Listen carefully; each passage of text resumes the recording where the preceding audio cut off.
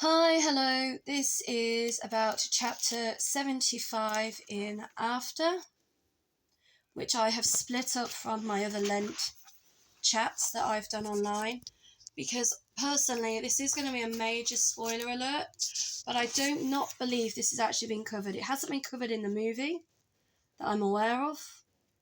And when I say the movie, I don't just mean the movie After, I mean any of the movies. But it is in the book, and again, I don't think anyone's actually covered it.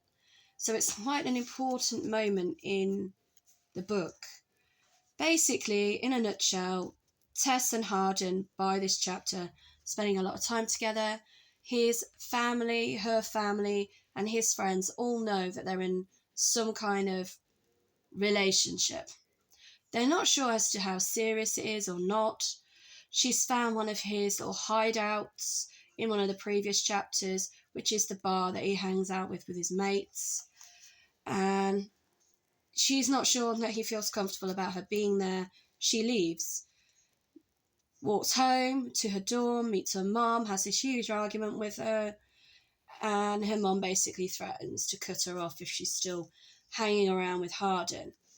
Then chapter 75 arrives, where Tess actually starts her internship at Fount Publishing. And straight away, he tells her she is going to be on £200 a week. Or is it a month? I can't remember the exact. I know it was 200. I think 200 a week is quite a lot.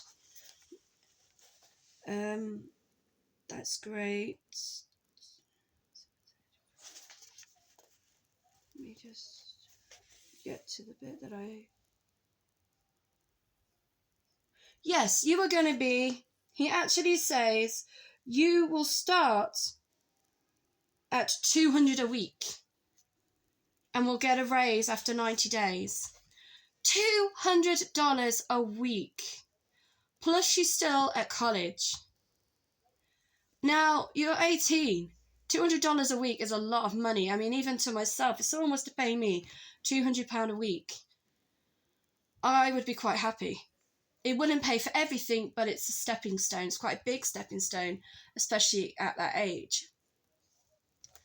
And she also gets told by Fount Publishing that last year Arden worked for them, but he no longer works there anymore. He works for what sounds like a different publishing company altogether, and one that enables him to work from home, because he doesn't like being in the office. So straight away, you find out something about Tess and about Harden that shows that they have sort of made that transition into adulthood, financially and in some ways securely, just not maturely enough when it comes to a relationship.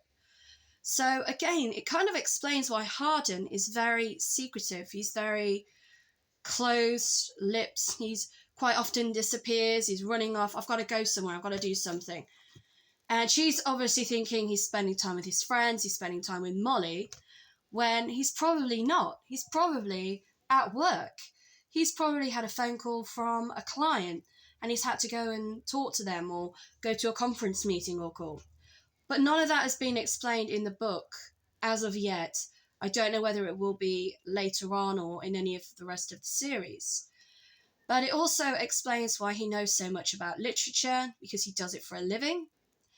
And why in his room, he's like, I don't want people in my room. He's constantly locking the door. He's, not wanting people in there. Again, due to client confidentiality, you're not going to want manuscripts in your room where people are likely to get completely intoxicated, puke all over them, use them